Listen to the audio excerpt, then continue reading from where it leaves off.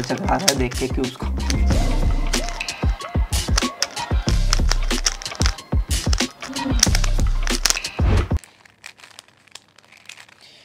ये इतना आसान भी नहीं है, लेकिन अगर मैं कहूँ एक छोटा सा बच्चा जिसने ना सिर्फ इसको सॉल्व करने में महारत हासिल की बल्कि पाकिस्तान से बाहर पाकिस्तान का नाम भी रोशन किया, और वो आज मेरे साथ रफ्तार पॉडकास्ट पर मौजूद है। आपने कहाँ से स्टार्ट किया और उसके बाद कैसे इस गेम में इंटरेस्ट डेवलप हुआ और आजकल क्या कर रहे हैं?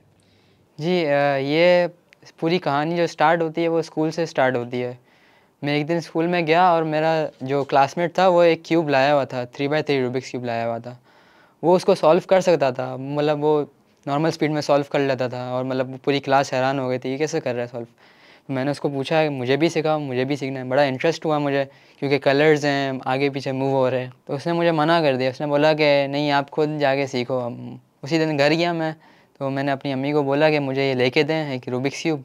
तो उन्होंने मुझे लेके दिया और मैं उसी दिन मैंने 3x3 जो रूबिक्स क्यूब है उसके मैंने बिगिनर्स मेथड है वो मैंने सीख लिया पूरा यूट्यूब से। तो फिर मैं अगले दिन जब क्लास में गया तो मैंने उसको सॉल्व करके दिखाया और वो हैरान रह गया कि आपने कैसे किया सॉल्व। मतलब एक दिन में मैंने पूरा रूबिक्स क्यूब सीख लिया और उसको पूरा हफ्ता लगा था सीखने में, और एक साल में मैं 20 सेकंड्स में आ गया था। अपॉर्चुनिटी आई एक जर्मनी में एक कंपटीशन था म्यूनिक ओपन के नाम से, म्यूनिक ओपन 2019। ये वर्ल्ड क्यूब एसोसिएशन ने ऑर्गेनाइज़ किया हुआ था और इसमें 90 कंट्री से 200 लोग पार्टिसिपेट किए थे। पाकिस्तान की पूरी हिस्ट्री ऑफ 75 ईयर्स, उसमें मैं पहला बच्चा था या पहला कैंडिडेट था जिसने जर्मनी में पाकिस्तान का फ्लैग रेस किया था। तो मेरे लिए एक बहुत बड़ी अकॉम्प्लिशमेंट थी और बहुत बड़ी अचीवमेंट थी, और ऑब्वियसली पाकिस्तान के लिए भी। अच्छा, शुरू से बताओ कि जब सबको फैसिनेट करता है ये क्यूब, मैंने बड़ी कोशिश की भाई, मैं नहीं आज तक सीख सका। तुम बताओ ये एक दिन में सीख कैसे गए? क्या ट्रिक होती है या इसके पीछे कोई कैलकुलेशन है या प्रैक्टिस ही सब कुछ होता है? एक्चुअली जो 3x3 जो रूबिक्स क्यूब है ना ये वाला, इसमें ओवर 43 क्विंटिलियन डिफरेंट कॉम्बिनेशन हैं। यानी इसकी इतनी सारी परम्यूटेशन हैं, इतनी सारी परम्यूटेशन कॉम्बिनेशन है कि मतलब इसकी एक कोई ट्रिक है नहीं।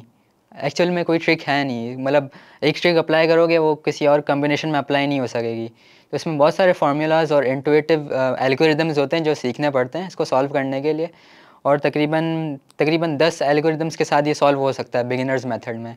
लेकिन ऑफ कोर्स जब आप एडवांस होते हो आपको बहुत क्विक होना पड़ता है, तो उसके लिए आपको और ज़्यादा एल्गोरिदम सीखने पड़ते हैं। फिर मैंने इसके एडवांस मेथड सीखे। इसके एडवांस मेथड का नाम है CFOP cross F12 OLL PLL, उसका फुल फॉर्म है। मैंने वो सीखा। फिर मुझे पता चला कि जो 3x3 रूबिक्स क्यूब जो मेरे पास अभी है वो थोड़ा मुझे होल्ड बैक कर रहा है, मतलब इतना फास्ट नहीं है, इतना स्मूथ नहीं है। लोकल वाला था 500 वाला जो आता है मार्केट में, तो मैं वो वाला यूज़ करता था। तो मैंने अब्बू से बोला मुझे अच्छा वाला रूबिक्स क्यूब चाहिए जो तकरीबन 5-6 हज़ार का होता है। वो मैंने क्यूब मंगाया और उसमें मैं बहुत फास्ट होना शुरू हो गया, बहुत जल्दी, और एक साल में मैं 20 सेकंड्स में आ गया था। इसमें क्या क्या स्पेसिफिकेशंस होती हैं? जैसे कहते हैं ना एक ये हल्का वाला क्यूब है और ये महंगा वाला क्यूब है। जी, एक जो लोकल मार्केट वाला होता है, एक तो पहली बात ये कि वो स्मूथ नहीं होता, बहुत स्लो होता है, अटकता है, मतलब टर्न करने में अनकंफर्टेबल फ़ील होता है। लेकिन एक जो अच्छा हाई फ्लैगशिप लेवल क्यूब होता है ना, उसमें मैग्नेट्स होते हैं।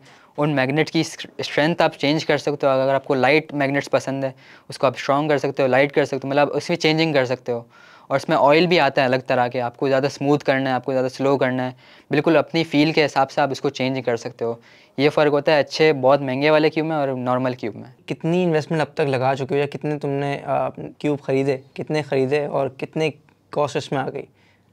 जी, मैं तो एक सॉल्वर के साथ साथ कलेक्टर भी हूँ, तो मैंने बहुत सारे cubes, different types of cubes हैं जिनके कंपटीशन नहीं होते लेकिन वो कलेक्शन में अच्छे लगते हैं बहुत ज़्यादा, वो भी मैंने रखे हुए हैं।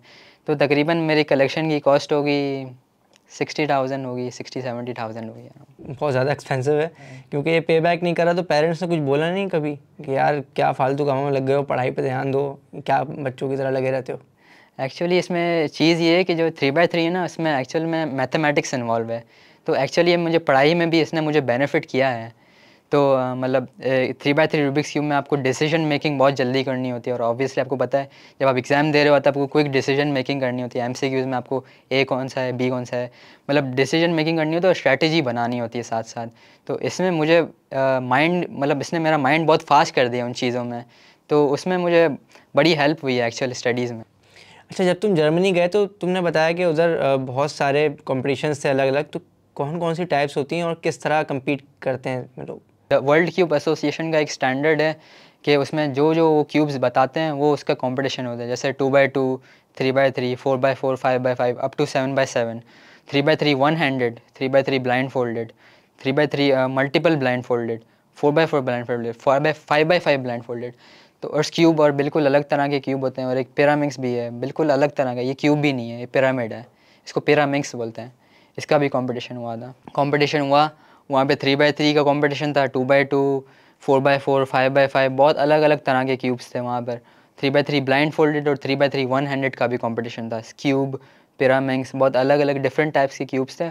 अब जाहिर सी बात है वो जो प्लेयर्स होते हैं वो यूज़ करते हैं बहुत हाई क्वालिटी वाले, मैग्नेटिक, मतलब स्मूथ, बहुत अच्छे अच्छे क्यूब यूज़ करते हैं, और मैं नॉर्मल सा मतलब मीडियम क्वालिटी वाला अच्छा वाला क्यूब लेके गया था मैं। अच्छा, तुमने अभी एक बात बताई वन हैंडेड कंपटीशन होता है इसको सॉल्व करने का, तुमने वो भी सीखा हुआ है? वन हैंड का कॉम्बिनेशन ऐसे होता है कि आप बस वन हैंड लेते हैं और इसको सॉल्व करते हैं। इसमें अलग तरह की फिंगर ट्रिक्स होती हैं। तुम्हें कितना टाइम लग जाता है इसको वन हैंड से सॉल्व करने में? मुझे वन हैंड में अराउंड 20-25 सेकेंड लगते हैं। तुम बता रहे थे ब्लाइंड फोल्डेड वगैरह जो सारी टाइप्स होती हैं, उसमें तुम उसमें कैसे कम्पीट करते हैं, क्योंकि आपको पता नहीं होता किस तरह स्क्रैम्बल हुआ है, तो उसमें देखने का टाइम दिया जाता है या बस हाथ दे दिया जाता है स्क्रैम्बल करके फ़ौरन स्टार्ट करना होता है? जो ब्लाइंड फोल्डेड है उसमें होता ही है कि ना आपको स्क्रैम्बल्ड क्यूब देते हैं और आपको टाइमर स्टार्ट कर देना होता है उसी टाइम। जब आप टाइमर स्टार्ट करते हैं तो आप क्यूब को देखते हैं 1 मिनट तक, आधे मिनट तक, मतलब जितने भी टाइम आपको देखना है आप उस टाइम को देखते हैं। फिर आपका ब्लाइंड फोल्ड पहना होता है, ब्लाइंड फोल्ड बंद करते हैं, आप सॉल्व करना स्टार्ट कर देते हैं। मतलब आप सॉल्व करते वक्त ब्लाइंड फोल्डेड होते हो पूरे टाइम? कुछ नज़र नहीं आ रहा होता? कुछ भी नहीं आ रहा। तो फिर कैसे सॉल्व कर लेते हो यार? पता ही नहीं है तो चलो देख के कलर्स वगैरह सॉल्व हो जाते हैं, जब देख रहे होते हो। जब नज़र ही नहीं आ रहा होता तो कैसे सॉल्व हो जाता है?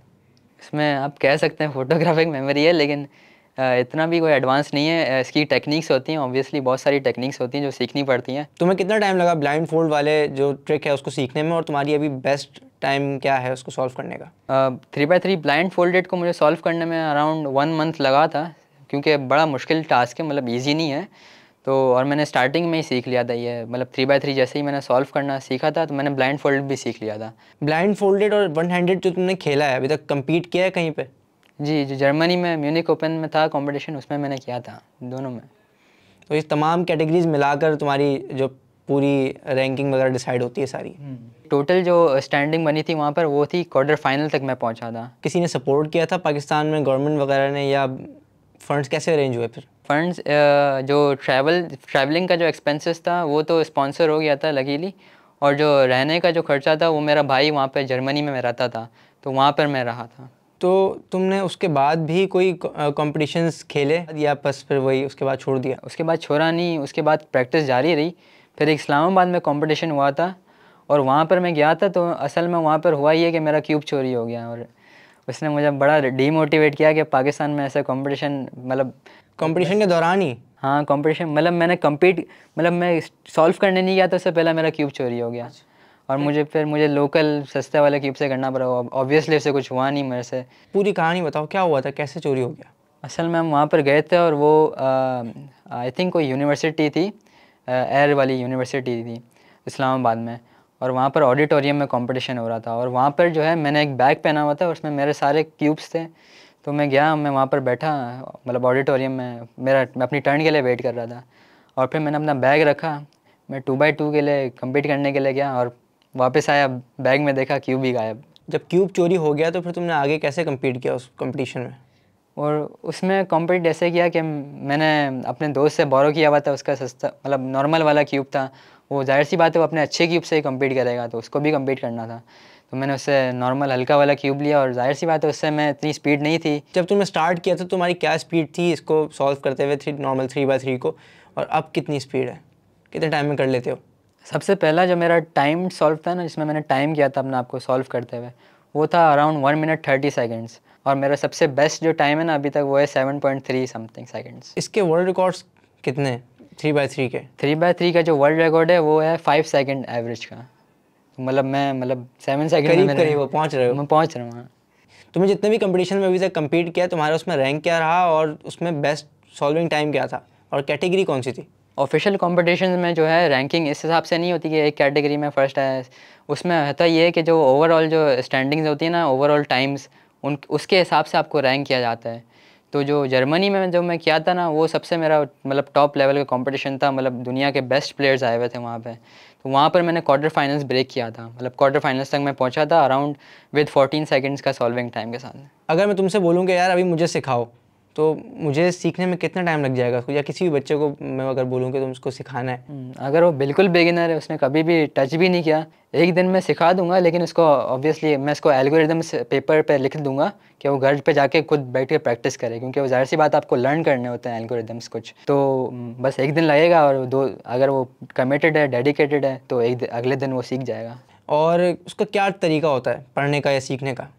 3x3 की जो है ना, और कोई भी पज़ल की एक नोटेशन होती है, जैसे कि आर प्राइम यानी R right upwards, right prime मतलब राइट डाउनवर्ड्स, यू यानी यू क्लॉकवाइज, यू प्राइम यानी यू काउंटर क्लॉकवाइज। वो पूरी नोटेशन होती है जो इसको फॉलो करते हैं। और इसका एल्गोरिदम होता ये है बेसिकली कि आप कुछ सीक्वेंस ऑफ मूव्स करते हैं जिसका 3x3 में कुछ इफेक्ट आता है। यानी आपको अगर दो कॉर्नर्स को चेंज करना है तो आप वो एल्गोरिदम लगाएंगे और दो कॉर्नर्स चेंज हो जाएंगे। ऐसे ऐसे करते करते करते आप कॉर्नर्स चेंज करके, एजेस चेंज करके, सेंटर्स को अलाइन करके आप पूरा क्यूब सॉल्व कर सकते हैं। इसके अलावा भी कोई और गेम्स खेलते हो या बस सिर्फ यही है? इसके अलावा मैं चेस खेलता हूँ, और चेस जो है बिल्कुल इसके जैसी गेम है।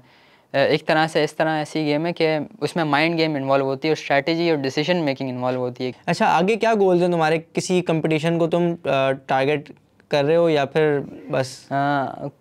प्रैक्टिस तो करते हैं, और ऑब्वियसली जब कॉम्पिटिशन आते हैं तो बड़ी इंटरेस्टिंग होती है।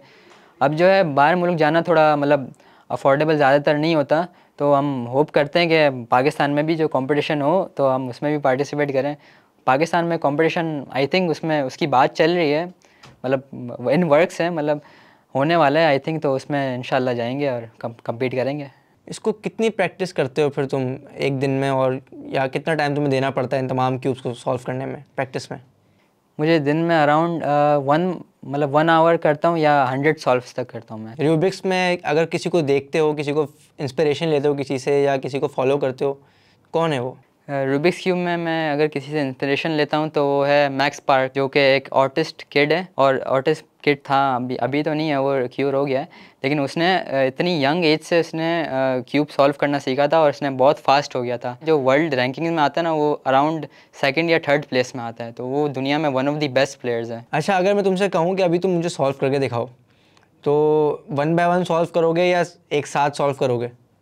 1 बाय 1 तो ईजी हो जाएगा, एक साथ 4 क्यूब सॉल्व करते हैं। चलो एक साथ 4 करके दिखाओ फिर। 1 मिनट में टाइमर लगाएं तो स्टार्ट करो।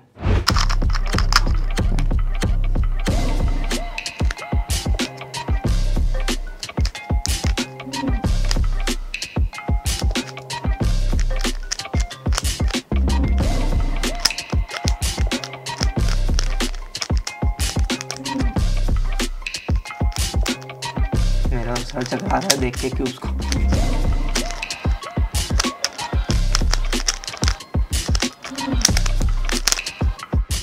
सेकंड्स हो गए।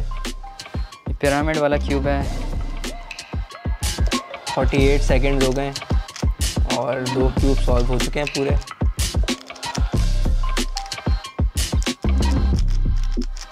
सेकंड्स, 1 मिनट हो गया है।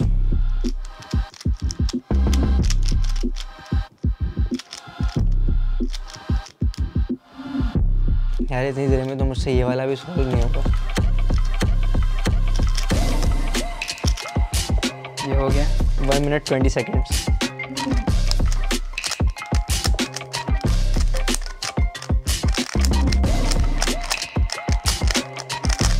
Seconds done. तो भाई 1 मिनट और 36 सेकंड में ये चारों क्यूब सॉल्व हो गए। तो जितना आसान ये नज़र आ रहा है इतना आसान है नहीं, इसके पीछे सालों की मेहनत है। और इस तरह के जो मल्टी टैलेंटेड बच्चे होते हैं उनको हमें चाहिए कि हम उनको सपोर्ट करें, क्योंकि पाकिस्तान में ख़ास तौर पे इस तरह के जो गेम्स हैं उनको बिल्कुल भी सपोर्ट नहीं किया जाता है, उनको एक्नॉलेज नहीं किया जाता है। हानियाल और जैसे बहुत सारे बच्चे जिनको अगर प्रॉपर अपॉर्चुनिटीज़ दी जाएँ तो ये पाकिस्तान का नाम पूरी दुनिया में रोशन कर सकते हैं। Thank you Haniyal and best of luck for the future. Thank you very much.